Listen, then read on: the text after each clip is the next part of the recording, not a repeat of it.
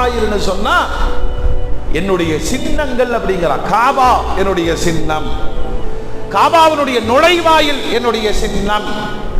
துஆ ஏற்றுக்கொள்ளப்படுகிற முல்தஸிம் என்னுடைய சின்னம்,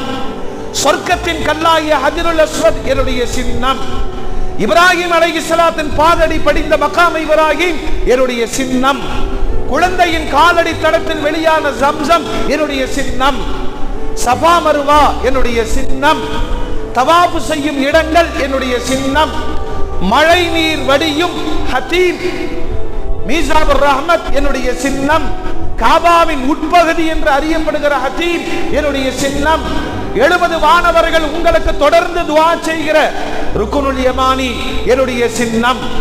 ஹாஜிகள் தங்குகிற மினா என்னுடைய சின்னம், முஸ்தலிஃபா என்னுடைய சின்னம்,